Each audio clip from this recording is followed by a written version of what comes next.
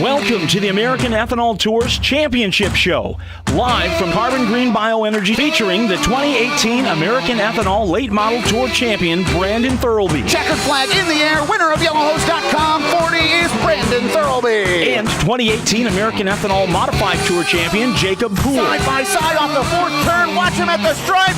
Jacob Poel picks up the win. With hosts Rich Frantz. Eric Spangler in the 27, hanging on to that lead, but don't look now. Here comes the 87M of David Melke, the number 2 of Travis Demler. And the voice of the American Ethanol Tours, Zach Heiser.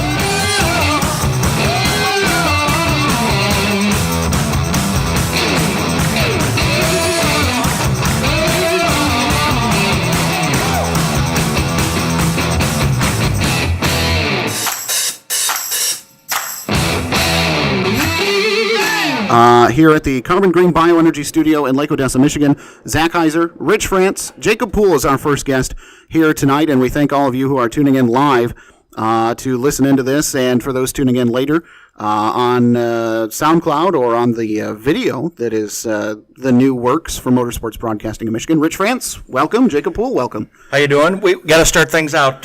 Your buddy who usually sits in this seat, Logan Beckwith. Yeah. Nice top 5 finish yesterday at the Michigan Cup. So Absolutely. Congratulations to him. Cool. And Jacob Poel, have you been doing anything behind a race car? Oh, no, not a whole lot lately. We went down to St. Louis area to Peevely this weekend, a couple guys to hang out and watch some racing, and that didn't end up working out. Rain stepped on our program there, so. Let's talk about, that's the reason we're here, is to talk about the 2018 American Ethanol Modified Tour champion. First off, congratulations on a consecutive championship, 2 in a row. Thanks, appreciate it. Talk about what it means for you. Okay, the American Ethanol Modified Tour is pretty young, as is the Late Model Tour, but 2 years, 2 championships, both belong to you. What does that mean? Well, I mean, I've never really been one to follow a track points or just go to one track. So for me, and I think for everybody here in Michigan, UMP Modified wise, it means a lot to us to have a tour to follow. So yeah, I mean, it was good to be a consecutive champion. I mean, that's kind of what the goal was at the beginning of this year, and next year maybe we'll look to do something a little different. Next year is something that I think a lot of us are already looking forward to, and I hope that you come back, because how cool would that be to start off an era with a tour than 3 in a row? Yeah, definitely. I mean, we'll have it on our radar for sure. I think it might broaden the horizons just a little bit and reach out a little bit. We'll see what happens. I got a few different irons in the fire, and I'm sure, like I said, here in Michigan, it's the best thing that we have going with modified stuff. So we'll definitely hit most of the events, and possibly all of them. We'll just see how everything schedules out. Go ahead. I was kind of analyzing your first 2 seasons, and they were night and day, not even like each other. Last year, 6 tour wins. You dominated the season. This year, not so much. You had a few wins, but it seemed like, not that you struggled, but boy, the competition just seemed like they stepped up. Joe Rokas was tough all year. Chad Bauer, of course. Jeffrey Erickson Jr., which they're now going to name Berlin Raceway after. And then if those guys aren't enough, you got to run up against David Melke every night. Yeah, I mean, our technology and our modifieds all trickles down from the late models, and late model is a constantly evolving technology ball, basically. And a lot of the stuff has trickled down, especially from the Rocket camp. They've came up a lot of different stuff, and I mean, I've started doing shocks, rebuilding shocks, and fixing shocks for a lot of different customers, and that's helped me keep up on some of this technology stuff that's happening, and I know what the other guys, most of them, are doing, and I see some positives, and I also see negatives with them, and we'll do some testing, and most of the time I do a lot of my testing in the shop, because when we race, we haven't raced that much, and we're going for these tour events, so we want to have a good, consistent finish every time that we leave, and usually we just go with what we know. That's one of the things that I feel like I'm missing out on with my program the last couple of years, and I'd like to be able to run a few more nights when I'm not racing for points, so that I can test some of those things and kind of keep up with that curve. You did a lot of really good things. The one race that sticks out to me, the hard charger points, you were right on top of that all year. Mount Pelier,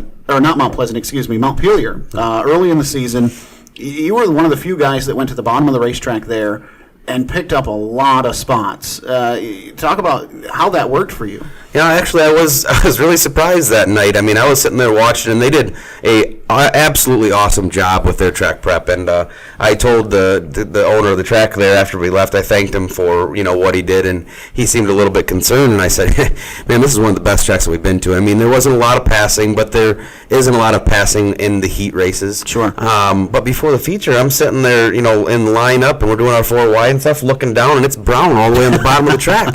And I'm thinking, man, I got to fight to get to that because the rest of the track was kind of black and a little bit of moisture way up top. And it just seemed like nobody ahead of me, saw the same thing. So the car worked really, really good that night, and everybody was kind of fighting for the middle and the top groove. And I found the moisture down there in the bottom and used it as best as I could. I think I'd be remiss if I didn't say, while we're talking about that event, 51 other competitors show up that night. What is that like when, you're a tour regular, obviously you've got the first championship, and it's our first time at a track. Now you've got some 35 other competitors you've never raced with on a regular basis before. Yeah, I mean, I strive for that, and that northern Indiana region really has a lot of UMP cars. And, one fun fact, I guess, that I never heard anybody really say is I had won at every single one of our tracks that was on our schedule previously in previous years, and I visited them all on multiple occasions, so I know there's a lot of cars there, but I mean I have a lot of confidence in my team and a lot of confidence in my equipment, and it doesn't matter where we schedule an event at. I think that we can move forward. So kind of thinking about you've done almost everything in modified racing. I mean, you've been that successful at it over the years. Any chance of seeing Jacob Poel in a UMP late model anytime soon? Yeah, I mean, I think there's actually a really good chance for it. I've talked to a few guys, and I mean, I said something before on our champion show last year, and the deal that I had, it only went about halfway to where it needed to be. So I put a kibosh on it, and if I'm going to do something, I want to do it 100%. I've been talking to a few different people, and there's going to be a little bit of a change here in my camp. I'm not going to say 100% for sure that I'll be in the late model because I don't know if that's a fact or not, so I can't do that. But one thing I'd like to do is, I've raced UMP modifieds my whole life, or at least for the last 10 years, it feels like the whole life. But I mean, I'd like to get into an IMCA car and do some traveling with that, and I'd like to make it to where my car is also capable of going to some USMTS sanctioned races as well, just to see a different crowd of people, different tracks, that you don't get to visit all the time with the UMP, but at the same point in time, be able to support our local racing and our series. So, let's talk about the beginning of the year, and we'll kind of go through, the season now, I guess. When we showed up for the first race of the year, somebody looked right at me and said, "Jacob's not coming. He's not going to, he's not defending this year." And I think you were one of the last cars on property too. And when I talked to you in Victory Lane that night, foreshadowing, I remember now. You said we got this thing done this week. Right. Yeah, we sold the truck and the trailer last year, our hauler, and we worked really hard during the winter time. I mean, the trailer was the easy part, just go and take every money plus whatever you got in your kid's child's fund and go and buy that. But the truck wasn't roadworthy completely yet, and it was actually our first trip. I mean, I went and picked it up by Indianapolis when we bought, I guess what you call the core of it. And on the way up to the track that night, I mean, we were already running late as it was, and the brakes locked up going down the highway. No. So, I mean, between that and I know there was a handful of other things going on, but I mean, we were rushing to get to the track, and it ended up being the brake fluid or something had water in it from the truck sitting from the previous owner, and had to flush all that out, and it's just the list is never ending; it never stops. And then I remembered that night you got the car out, got it loaded, you had some kind of fuel pump shaft problem to start out the night. For qualifying. Then you go out for the heat race, get a flat tire, and you're like, okay, this can't go any worse. Right.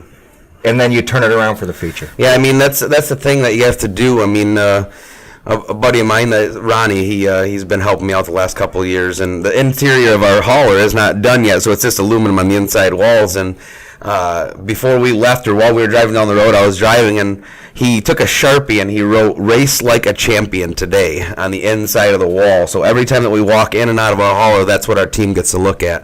And I know from championships in the past and racing in the past that you can't let anything stop you, slow you down, stand in your way. You have to be able to overcome any obstacle that comes in across. So all of those things, all it really does for me is this fires me up and makes me more determined to be better. And I did see, I was going through your stats for the season, and I thought if there were any 2 nights that won you the championship, it was that night right there and the last night at Berlin. You came down pit road late. You had a right front down. You had to pit. If that right front would have went down, you could have ended up in the wall, anything. You came down, got the tire change, got back out, and that kind of locked it up for you. Yeah, that was about luck. I think I just hit a hole inside the track, and the inside bead on the right front wheel actually had a dent, and it was slowly leaking the air out.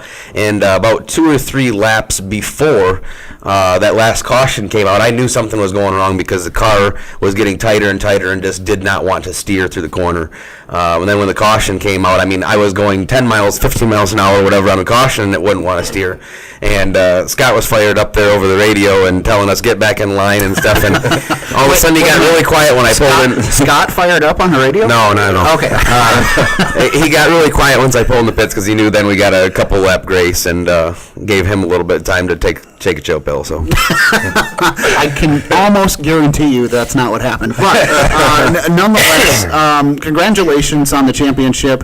There's got to be a lot of things that have to work together and have to click. There's got to be a lot of people behind that as well. Yeah, absolutely. I mean, I believe everybody comes into your life for a reason, and a lot of the people in my life are pretty awesome people, and they're there behind us, no matter what. And I know there's a few different times through the year, that things got hairy and whatnot. But I mean, that's just racing. We're all passionate about our sport, whether it's the drivers, crew members, and at the end of the day, I think we all just have a great competitive spirit, and just some of that adversity is just bound to happen. So. Well, congratulations again, and now here's the question that I assume, and then people say, well, banquet 2018, December 1st, Saturday. Yeah, we'll be there, definitely. Yep, we'll be there. Well, I look forward to seeing you there. Congratulations on a great season, and thanks for making the time to come on down and chat with us today at Carbon Green Bioenergy. Not a problem. Thanks for having me, guys. When we come back, we are going to discuss the 2018 season, look at 2019 with Tour Director Scott Menlin. That's going to be a hoot. We're going to have some fun with that. That's coming up. You're listening to the American Ethanol Championship Show right here on Motorsports Broadcasting of Michigan. Thank you for listening to the American Ethanol Tours Championship Show, brought to you live on the Motorsports Broadcasting of Michigan Network. Be sure to find Horsepower Happenings every Monday night at 7 p.m. and enjoy on-demand access of shows on SoundCloud.com/Motorsports Broadcasting of Michigan.